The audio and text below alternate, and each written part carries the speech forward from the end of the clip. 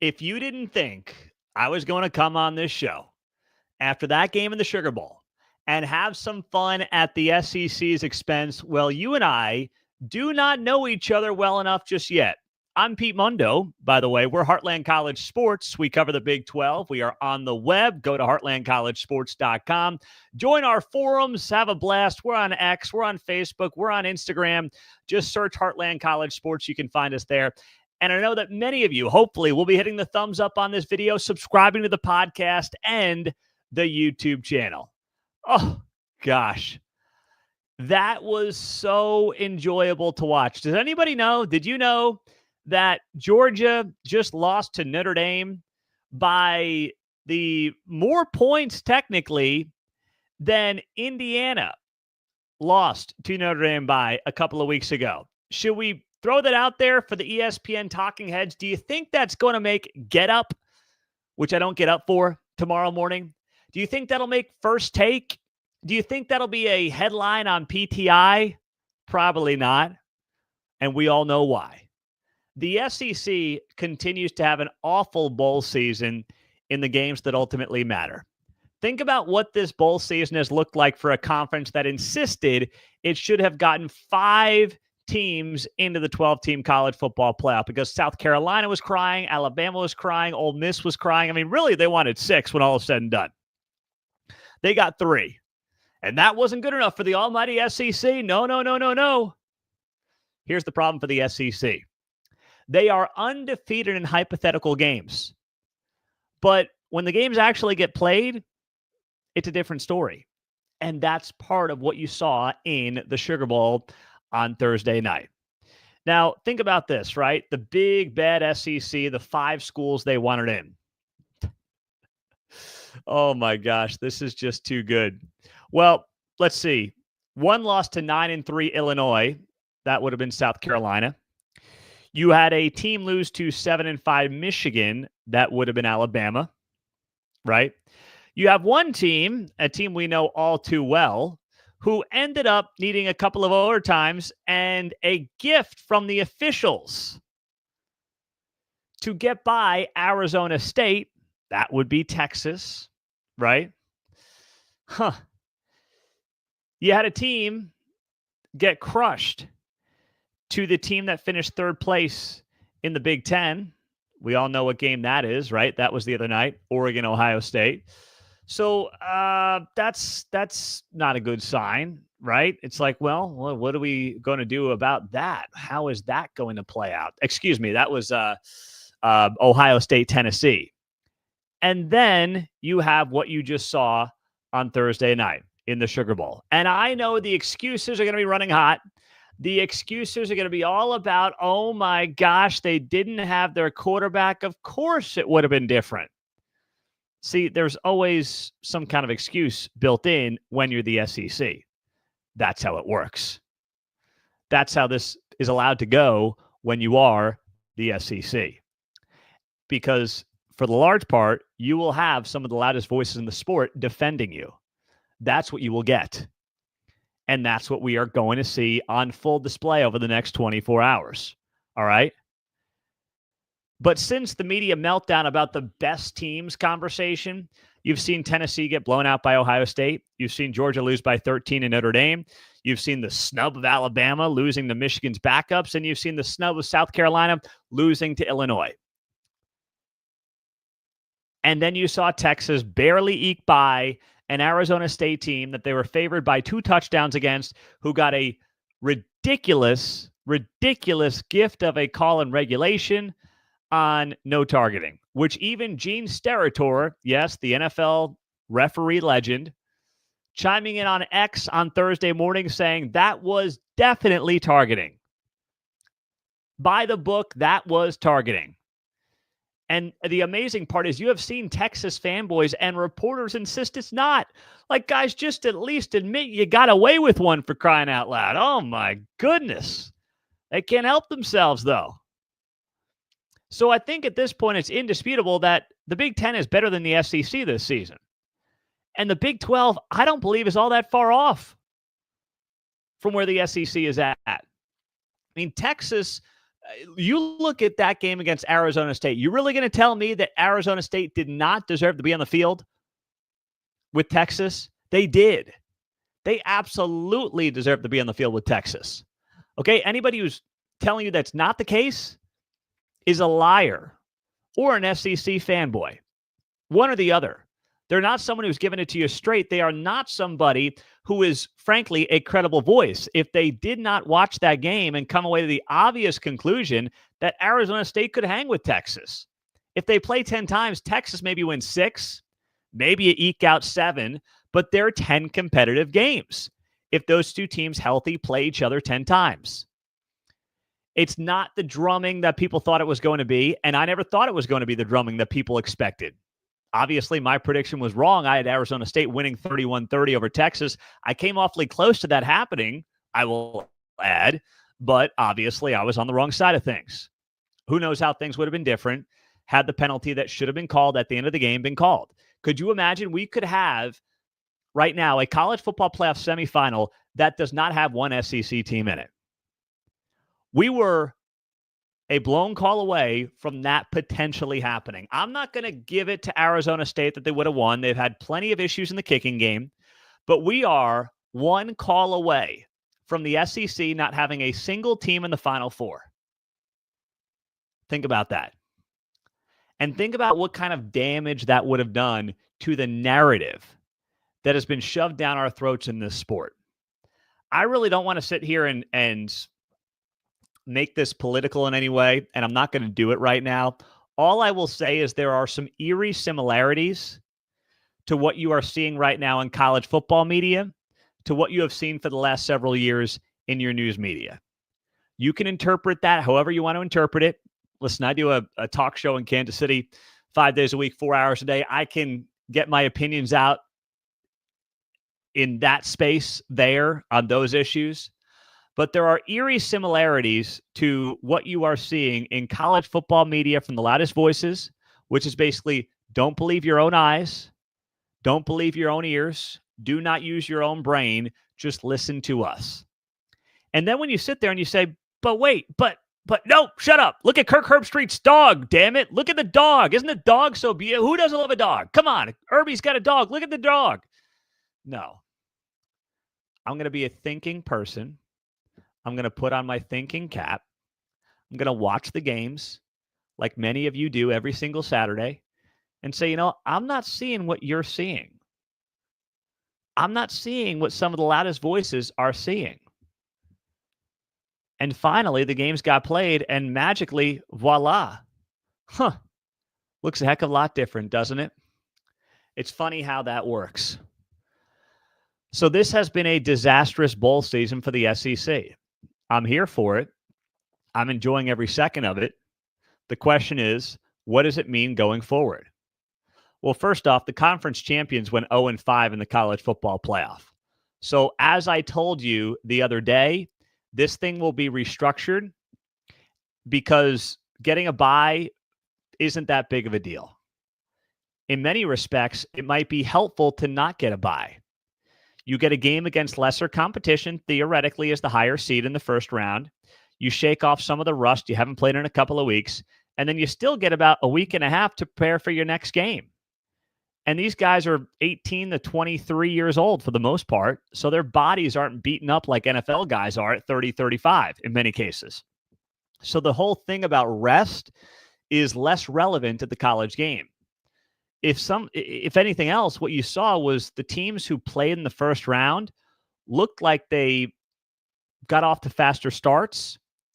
The rust was basically knocked off already. I mean, think about the Arizona State-Texas game. Texas scores on their first drive, whether they take 3 plays to score a touchdown. Then they had the return for a score on special teams. They were off to the races, right? And they just were a team that clearly was a well-oiled machine. But then once Arizona State got going and that rust felt like it got knocked off, then we had a ball game. So there's got to be a way to figure this out that incentivizes teams to win their conference championship, because if not, the conference championship, which I told you and I still believe is going to die at some point, is just going to die a faster death. That's what's going to happen here.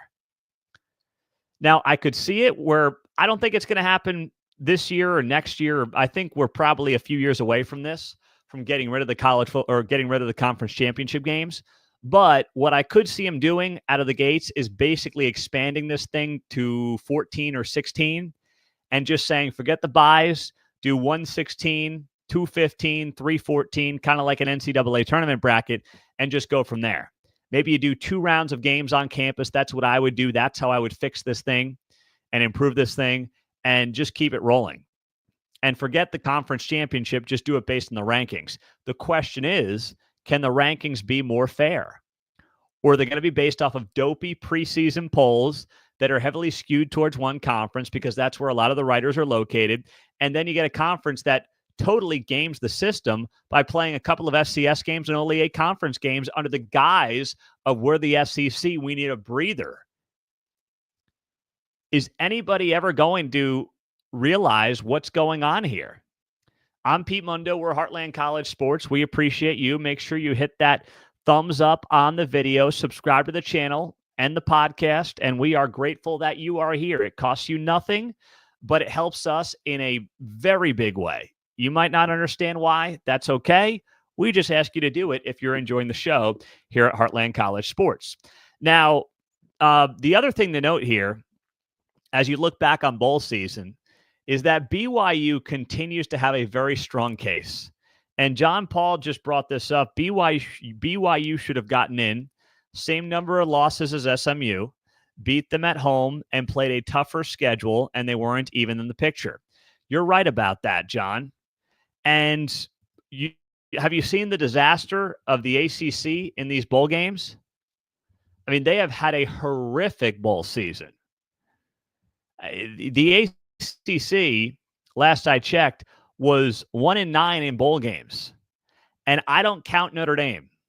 All right? Notre Dame does not count as an ACC team. Notre Dame just plays along with the ACC because they kind of have to want to play with somebody. So they'll tag along. They'll play a couple of ACC games. They don't play in the ACC championship. Like, they're not an ACC team. You can't call Notre Dame an ACC team. But, I mean, the ACC was 0-10 against the spread in bowl games, failing to cover by 8.3 points. They just had the worst bowl season of any conference ever. It was horrible. I mean, you can't do worse than the ACC. So you look at that and you say to yourself, well, maybe BYU really did get snubbed. And with how they looked in that Alamo Bowl, that feels like it's not a big hot take to make at this point. Now, we said leading up to the College Football Playoff Selection Sunday, it was weird and bizarre that BYU was getting no love, but what was the committee doing? They were giving preferential treatment to SMU over BYU because BYU did lose their 2 games in the final month of the season. They were getting preferential treatment, SMU was, based on what they had done lately. And BYU was getting hit for how it had played lately, even though BYU's 2 losses were not bad losses at all, right? I mean, they end up losing to Arizona State, which, listen, that's a damn good loss. I don't care how you spin it. And then Kansas was playing red hot there at the end. And let's be honest, too.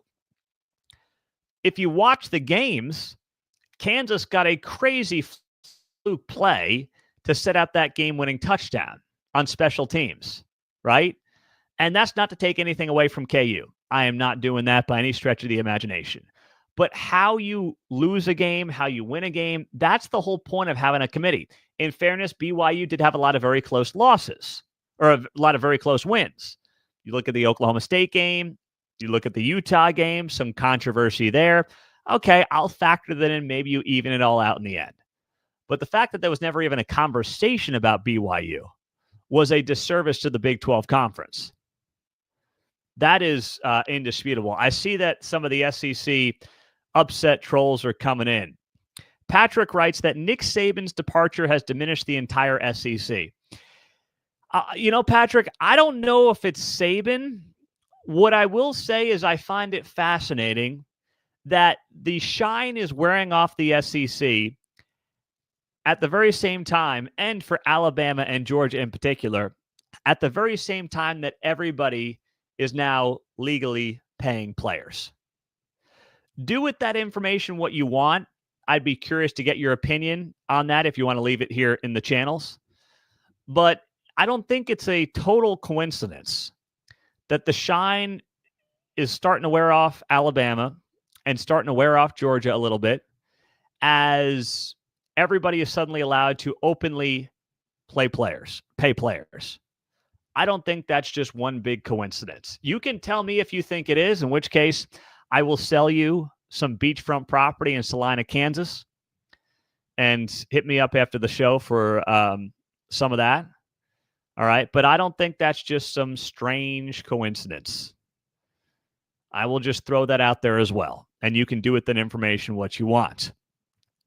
So the buys are going to go away because what you're seeing here is you are seeing teams that end up having a little bit of a what you call a tune-up, a warm-up game in the first round.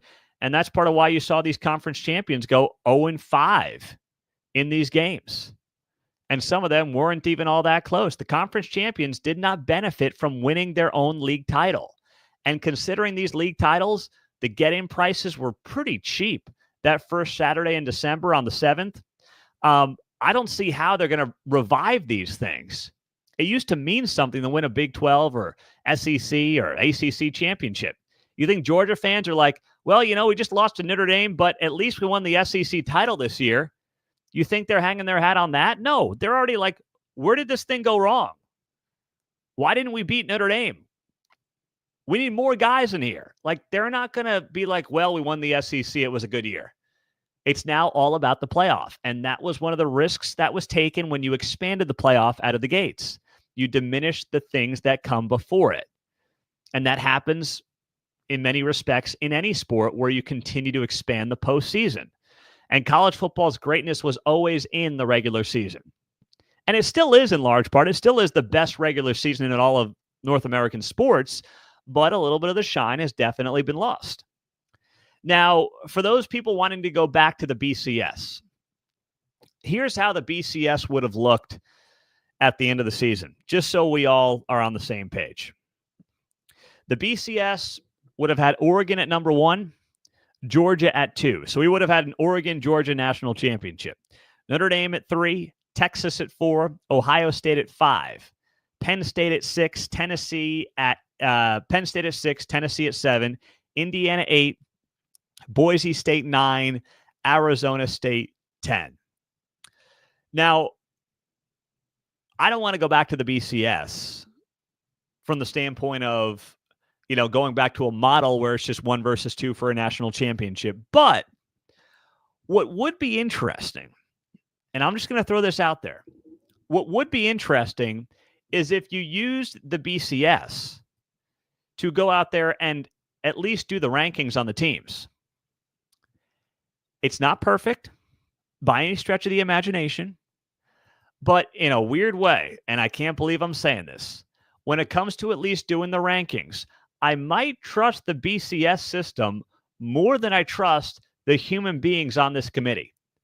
Because one thing about the computer, in theory, can't be skewed. Now, you can skew based on what you put into the computer system, but the computer itself is not going to skew something, right?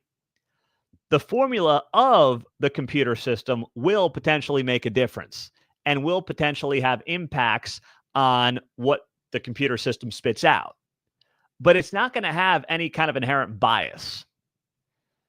And that may be something, I don't see it ever happening, because once human beings get power, they don't usually like to give it up. The egos on this committee are not going to be like, you know what, let's give it to the computers. They love having that power. They are obsessed with having the power.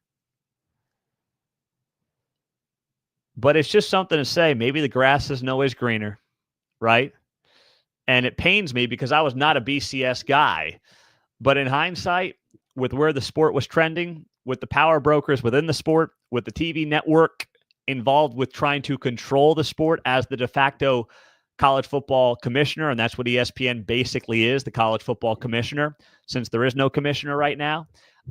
This is unfortunately what you get, a very broken and biased system. And until that part of it gets fixed, you're just going to have to continue to realize that we have an imperfect system. And you got to hope like heck that once these games are played, people start to open up their eyes a little bit. And if the SEC fanboys on ESPN and elsewhere cannot open up their eyes after what happened in this bowl season to Tennessee, to Georgia, to Alabama, if they can't see that, if they can understand how we got here and how South Carolina, one of the snubs, losing to Illinois was not a good look. The Alabama loss to Michigan, not a good look. Georgia, Notre Dame, Tennessee, Ohio State. Until they can come to that obvious conclusion that maybe we've got to reevaluate things on our end, I don't see how things change anytime soon. I'd like them to. I want them to. But I won't sit here and BS you and say that I'm optimistic it's going to happen. Just something to note. Peter writing here, why can't we use the basketball point system with quadrant wins and losses? Open to it, Peter. I would be curious to get a data guy on the show. I might try to do that in the next few days and maybe explain why they can't. I don't know if it's maybe tied to the fact that you don't have enough data points with only 10, 11, 12 games. But that is definitely something that is worth looking into. You know, how many quad one wins does a team have? That gets talked about all the time, right? On when you get close to the NCAA tournament, comparing quad one wins, quad one plus quad two wins. How many, if you have any quad four losses, does a team have? I just don't know if the data points are there in numbers to make that an effective way to compare teams. What I do know is that strength of schedule continues to be a broken model because it heavily favors the SEC. Same thing with the ESPN Fpi, which is very broken. Georgia had the number one strength of schedule in the country. Notre Dame was 44. I mean, is it time for a new metric, or at least not relying so heavily on that metric? I'm going to share this post here that was very well done by Big 12. I don't know if he's a fan or what he is. He follows us on Heartland College Sports' Twitter X account. And he writes here, Jeff Fuller writes, has ESPN's Fpi put in an algorithmic glass ceiling for the Big 12? Even factoring in the Big 12 strong bowl season, not a single one has made the Fpi top 20. While the ACC, who had an abysmal postseason, as I noted, 1-9, still has 4 teams in the top 15 of the ESPN Fpi, including unranked 9-4 Louisville at number 12. FPI has 10 SEC teams above the Big 12's top team, which is number 21 Arizona State. This despite the fact that Arizona State just took Texas to double OT and killed them on the stat sheet. How did the FPI deal with that college football playoff result? Texas dropped 1 spot in the ESPN FPI to number 2. Arizona State went up 1 spot to number 21. 7-6 USC at number 18 is higher on the ESPN FPI than any Big 12 school. BYU finished 11-2 and got stiff-armed by the College Football Playoff Committee. And the media talking heads not even being in the conversation for the last at-large spot. BYU was number 32 in the FPI before blowing out Colorado. And they finally got into the top 25 at number 25. Fuller writes here that biased systems like ESPN's Fpi help give cover to the College Football Playoff Committee to downgrade Big 12 teams like BYU and have to be eliminated or fixed, with the new algorithms being made completely transparent. Fpi can no longer be taken seriously, yet it currently is the framework from which ESPN and the College Football Playoff Committee derive their strength of schedule and strength of record rankings from, that they quote in the selection shows. Fix this now. That is very well said. It is spot on. And you can see that post on our Twitter X account. Just search Heartland College Sports. Find us there. And we're also on Instagram, on Facebook. And we are always talking about this and more on our forums, which are free at heartlandcollegesports.com. I'm Pete Mundo. If you are new here or if you're back here and you're not subscribed, please do subscribe. It is free.